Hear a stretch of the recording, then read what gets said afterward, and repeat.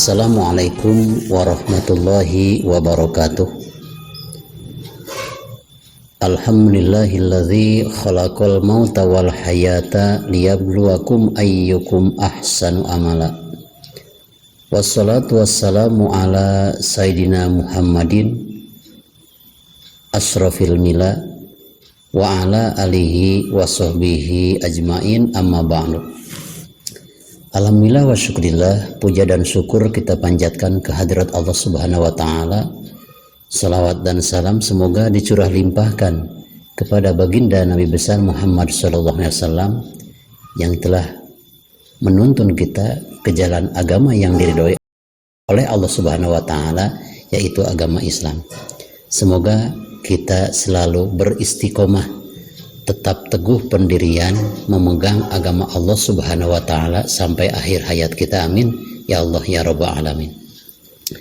Sahabat channel Rahmatul Ummah, Imam Abu Lais radhiyallahu ta'ala bersabda, man aroda ayyan jua min azabil qabri fa'alaihi ayyulazima arba'ata asya'a wa yajtaniba arba'ata asya'a. Yang artinya, barang siapa yang menginginkan agar diselamatkan oleh Allah Subhanahu wa Ta'ala dari siksa kubur, hendaknya mengerjakan 4 perkara dan menghindari 4 perkara yang lain. Maka mudah-mudahan kita selalu berharap kepada Allah Subhanahu wa Ta'ala ketika kita dibaringkan di dalam kubur, ketika kita saat sendiri, tidak ada teman, orang-orang yang kita cintai mengantar kita sampai ke liang lahat cuma 1 kali. Tetangga mengantar cuma pada hari itu. Mungkin ketika kita meninggal dunia dan sudah berbaring di alam kubur, kita seorang diri, keluarga kita pun tidak mungkin bisa setiap hari melihat kuburan kita dan mendoakan kita. Kalau kita tidak punya amal sendiri, apa yang kita harapkan? Karena yang namanya juga pemberian di dunia, orang itu semakin sering memberi, semakin bosan. Begitupun keluarga kita. Di saat kita sudah berbaring di alam kubur, yang kita cintai akan sibuk dengan kegiatannya sendiri. Ketika mereka sibuk dengan kegiatan sehari-hari, tidak mungkin untuk mendoakan kita setiap hari juga. Inilah yang kita khawatirkan. Maka perbanyaklah perbuatan-perbuatan amal soleh agar kita diselamatkan dari siksa kubur. Yang bisa menyelamatkan kita dari siksa kubur ada 4 perkara. Ada 4 perkara juga yang harus kita hindari dan kita jauhi. 4 perkara ini kalau kita mampu menjauhinya, insya Allah kita akan diselamatkan dari siksa kubur. Mana yang pertama? Fa'amalati yalzamu bilazimiha. 4 perkara yang harus kita laksanakan agar kita selamat dari siksa kubur. Yang pertama, fal muhafadzatu lis sholat, jaga sholat 5 waktu. Ketika sholat 5 waktu kita, sholat wajib kita sering terbengkalai, sering dilupakan, bukan karena lupa, karena masalah lupa itu tidak rutin. Kalau lupa biasanya kadang-kadang. Kalau orang yang sudah melupakan bukan kadang-kadang lagi, itu sering tidak melaksanakan sholat. Hati-hati, apabila seseorang meninggalkan sholat 5 waktu, berarti tidak ada rasa kasih sayang kepada dirinya sendiri. Dan yakinlah bahwa orang yang sudah tidak sanggup lagi untuk menjaga dan melaksanakan sholat 5 waktu, maka merekalah orang yang pertama akan mendapatkan bagaimana dahsyatnya siksa kubur dari Allah Subhanahu wa Ta'ala. Yang kedua, yang bisa mencegah siksa kubur kepada kita apabila kita sering bersodakoh. Ingat bahwa sodakoh itu bukan hanya dengan harta benda. Sodakoh itu bisa dengan harta. Man kana lahu malun falyatasoddaq bimalihi. Barang siapa yang punya harta, silakan bersodakohlah dengan hartanya. Wa man kana lahu ilmun falyatasoddaq biilmihi. Barang siapa yang mempunyai ilmu, silakan bersodakohlah dengan ilmu. Wa man kana lahu quwwatun falyatasoddaq biquwwatihi. Barang siapa yang mempunyai pengaruh atau kekuatan, pangkat, jabatan, silakan bersodakohlah dengan pengaruh atau dengan kekuatan atau dengan pangkat. Bantulah mereka dengan pangkat yang Anda miliki.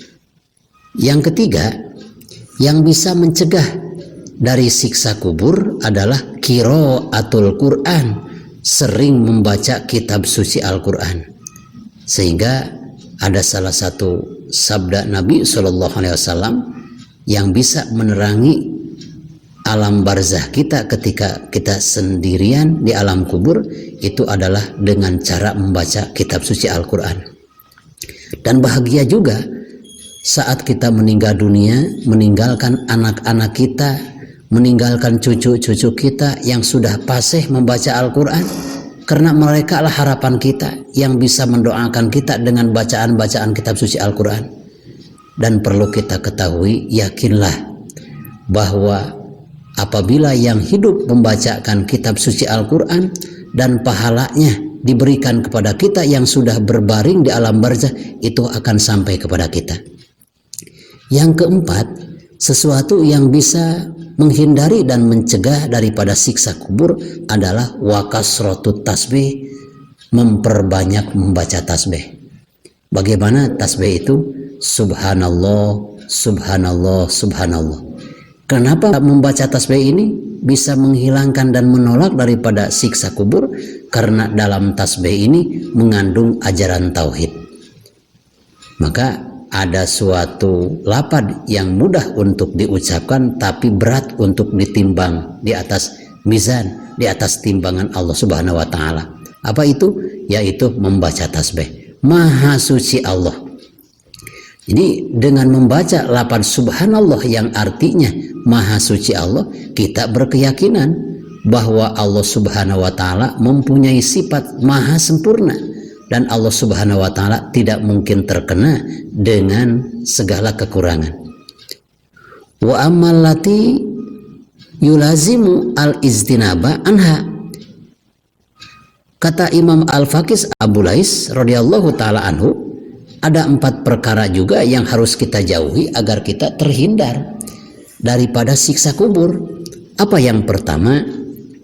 Fal-kidhbu, yaitu berbuat bohong. Berbuat bohong itu berarti berkata bohong. Bohong kepada Allah, berbohong kepada manusia. Mana berbohong kepada Allah? Berbohong kepada Allah itu kita berprasangka kepada Allah Subhanahu wa taala, yang mana prasangka itu ditujukan kepada Allah yang tidak pantas bagi Allah Subhanahu wa taala. Bagaimana prasangka kepada Allah? Berbohong kepada Allah. Allah punya anak, Allah punya menantu, Allah punya ayah, dan Allah punya ibu. Itu adalah bohong kepada Allah Subhanahu wa taala. Dan bohong kepada manusia, ingat al-kidbu hirmanu rizki, berbohong adalah bisa mengurangi rizki kita.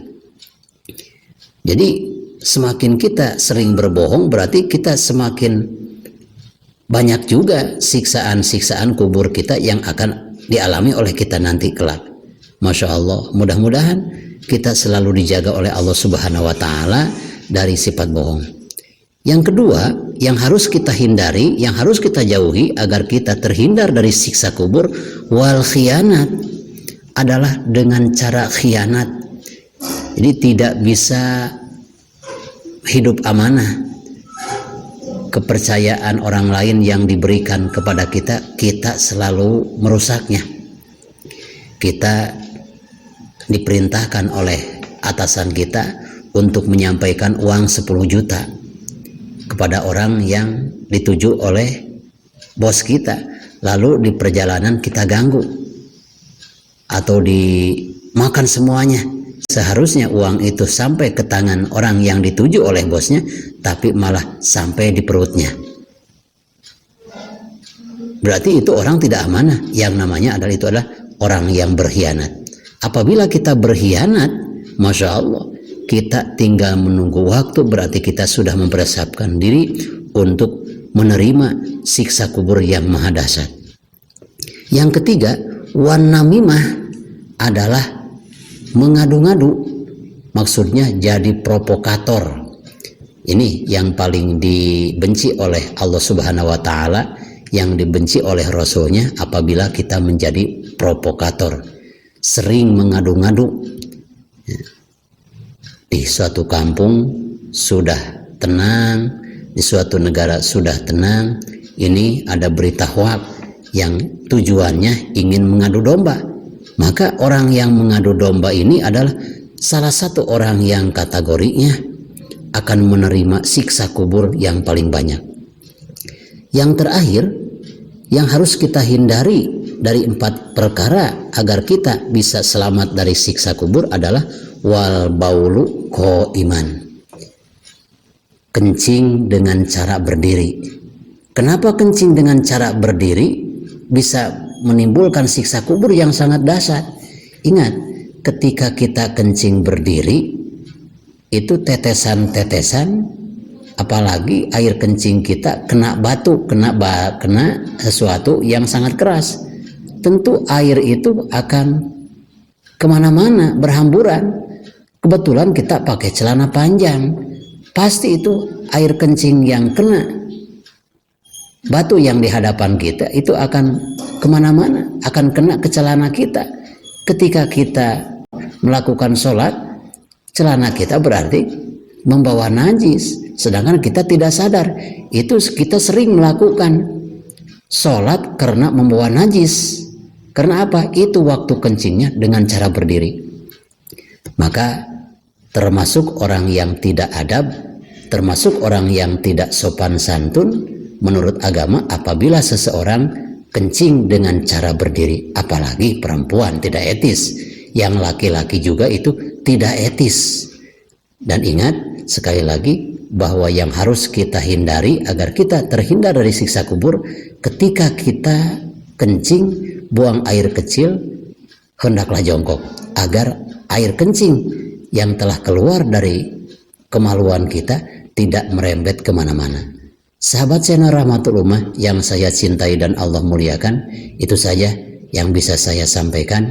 Mudah-mudahan dari kekeliruannya ini tidak jadi fitnah, merupakan kebodohan saya sendiri, dan apabila ada benarnya ini seolah-olah bukan dari kepintaran saya sendiri, tapi dari hidayah dan taufik dari Allah Subhanahu wa Ta'ala. Khudh ma sofa wada ma kadar. Wassalamualaikum warahmatullahi wabarakatuh.